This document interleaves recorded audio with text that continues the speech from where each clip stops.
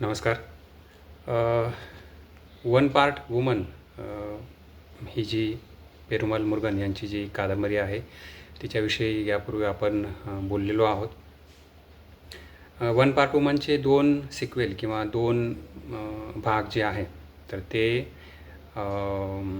पेरुमल मुरुगन यांनी लिहिलेले आहे. त्यापैकी एक जो भाग आहे ट्रायल बाय सायलन्स अर्धनारी, तर त्याविषयी आपण एक थोडीशी चर्चा केलेली आहे.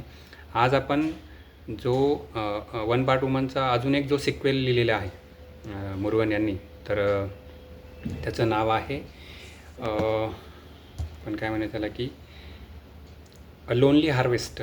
मूळ त्याचं जे ट्रान्सलेशन आहे तर ते तामिळमधून इंग्लिश झालेलं आहे आणि इंग्लिश जे ट्रान्सलेशन आहे अ लोनली हार्वेस्ट, तर त्याचं एकाकी सुगी म्हणून डॉक्टर सुचिता नांदापूरकर फडके यांनी ते मराठी भाषांतर केलेलं आहे. आणि एकूणच या भाषांतराविषयी सुद्धा आपण नक्कीच बोलायला हवं, कारण इतकं छान ते ट्रान्सलेशन झालेलं आहे की आपल्याला हे जाणवतं की आपण मूळ कादंबरी आहे तर तीच वाचत आहे किंवा कादंबरीचा जो गाभा आहे तर तो जसाच्या तसा आपल्यापर्यंत पोहोचलेला आहे आणि त्यामुळे ती वाचताना थेट मनापर्यंत पोहोचते. आता हा जो एक सिक्वेल जो मुरुगन यांनी लिहिलेला आहे तर याची सुरुवात अशी होते की अगेन उत्सवाच्या शेवटच्या दिवशी मुथू जो आहे तर तो कालीला घेऊन एका ठिकाणी घेऊन जातो आणि पोन्नाला सर्वजण असं सांगतात की कालीची सहमती आहे आणि त्याला उत्सवाच्या शेवटच्या दिवशी तिकडे पाठवतात. आणि ती जेव्हा वापस येते तर आपण असं बघतो की त्यांच्यामध्ये एक जो तणाव निर्माण झालेला आहे की एक अबोला निर्माण झालेला आहे. आणि जेव्हा काली त्याला हे सगळं असह्य होतं आणि मग तो आत्महत्या करतो आणि त्यानंतर कादंबरीच्या शेवटापर्यंत जो काही पोन्नाचा आपल्याला संघर्ष दाखवलेला आहे तर तो संघर्ष म्हणजे ही कादंबरी आहे लोनली हार्वेस्ट एकाकी सुगी. आता हे जे टायटल जे आहे तर हे टायटलसुद्धा फार एक मिनिंगफुल आहे, कारण ते सर्वजण शेती करणारी लोक आहेत. हार्वेस्ट किंवा आपण सुगी ज्याला म्हणतो तर तो असा काळ आहे की आपण पेरलेलं जे पीक आहे तर ते कापण्याचा किंवा ते आपल्या ते पदरात येत आहे असा तो काळ आहे. पण ते घेताना पोन्ना जी आहे तर ती एकटी आहे, तिच्यासोबत काली नाही आहे आणि त्यामुळे हे टायटलसुद्धा तितकंच मिनिंगफुल आहे. संपूर्ण कादंबरीभर आपल्याला पोन्ना ज्या प्रकारे शेती करत आहे, एकटी ज्या प्रकारे सर्व काम करत आहे, अर्थात तिच्यासोबत तिची सासू सिराई आहे आणि आई देखील आहे, परंतु पोन्ना हे एक मध्यवर्ती कॅरेक्टर आहे, पात्र आहे आणि ज्या प्रकारे या सर्व गोष्टी ती निभावून नेत आहे तर ते मात्र फार आपल्याला काय म्हणूया एक त्याचं एक फार विदारक चित्र आहे. ते मनाला आपल्याला चटका लावणारी ही सर्व गोष्ट आहे. आता ही जी कादंबरी आहे तर अर्थात शेवटी पोन्ना ज्या दुसऱ्या भागात आपण बघितलं त्याप्रमाणे की बाळाला जन्म वगैरे देते तिथपर्यंत आहे, परंतु ह्या कादंबरीमध्ये महत्त्वाच्या ज्या गोष्टी आहेत ज्या मला जाणवलेल्या तर त्या अशा आहेत की विधवा जी स्त्री आहे तर आता कादंबरीचा आपला जो काळ आहे साधारण हा आपण असं म्हणू की स्वातंत्र्य मिळण्या अगोदरचा काळ आहे, साधारण 1940च्या दरम्यानचा काळ आहे की स्वातंत्र्य अजून आपल्याला भेटायचं आहे. आता जरी विधवा ज्या स्त्रिया आहेत त्यांची परिस्थिती म्हणा किंवा बऱ्याच ज्या परंपरा आहेत त्यांच्या बाबतीतल्या त्या आता त्यांची तीव्रता कमी झालेली आहे. मग त्यांचं केशवपण असेल किंवा पांढरी साडी वापरणं असेल किंवा पुनर्विवाहाबाबत त्यांना बंधनं असतील. आता याचं प्रमाण ऑलमोस्ट संपलेलं आहे, पण तरीही विधवा पुनर्विवाह ही जी गोष्ट आहे तर ती मात्र त्याचा जो रेशो आहे गुणोत्तर आहे जर आपण बघितलं पुरुषांच्या बाबतीत, एखादा पुरुष त्याची पत्नी एक्सपायर झालेली आहे त्याचं जितक्या लवकर म्हणा किंवा सहजतेने, हा शब्द जास्त बरोबर आहे, सहजतेने त्याचं दुसरं लग्न होत आहे, तितक्या सहजपणे स्त्रियांच्या बाबतीत ही गोष्ट मात्र घडताना दिसत नाही.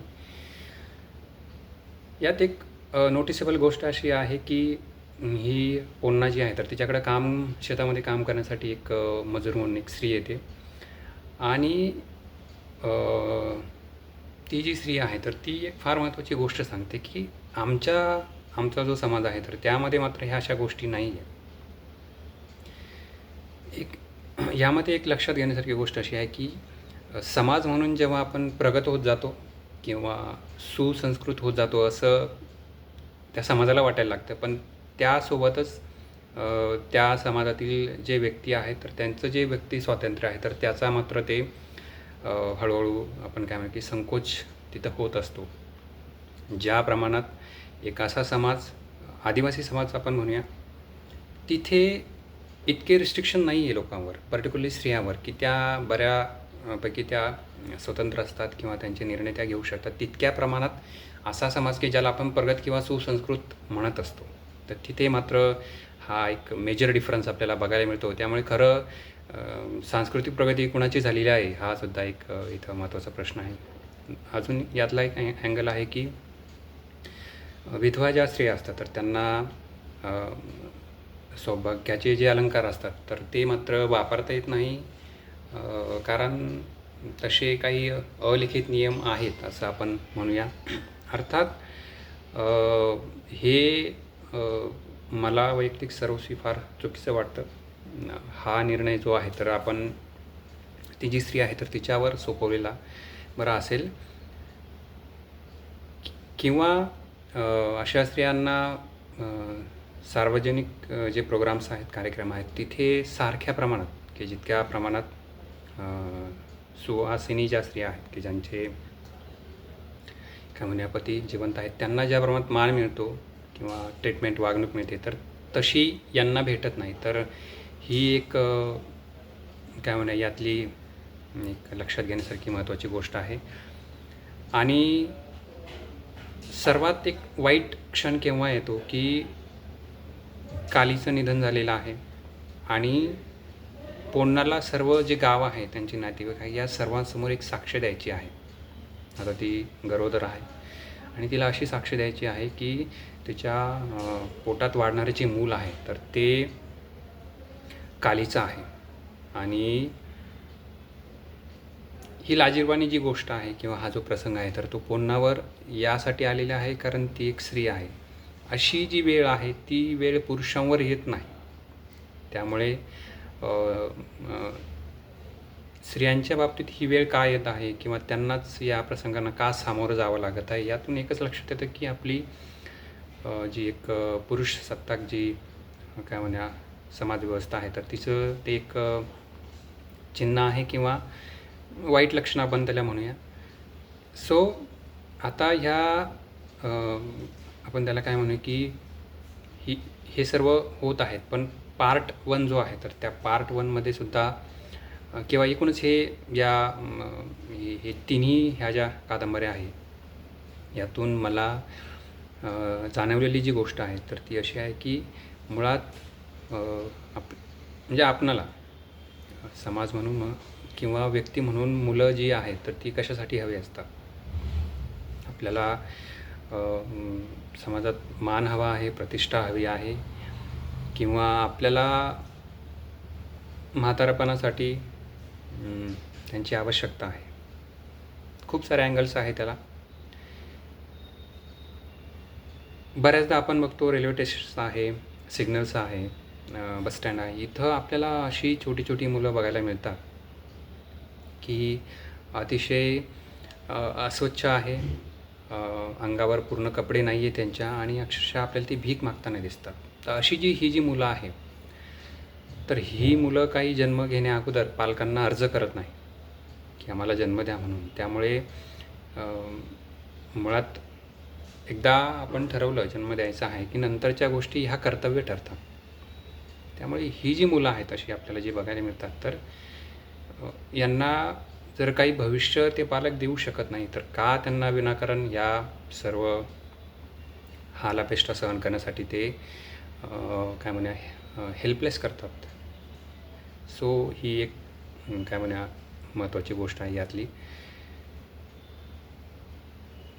सो ह्या तीनही ज्या कादंबऱ्या आहेत तर त्या तुम्ही अवश्य वाचा. त्यांचे ट्रान्सलेशन्स फार उत्तम झालेले आहेत आणि एकूणच पेरुमल मुरुगन हे कादंबरीकार म्हणून फार सशक्त आपल्याला जाणवतात. ज्या प्रकारे समाजाचं किंवा त्या उत्सवांचं ज्या प्रकारे ते किंवा लोकांमधील जे रिलेशन्स आहेत, ह्युमन रिलेशन्स आहेत, तर यावर त्यांचं जे काही एक अचूक निरीक्षण आहे किंवा मार्मिक जे भाषा आहे तर हे सर्व आपल्याला यामध्ये बघायला मिळतं. So thank you.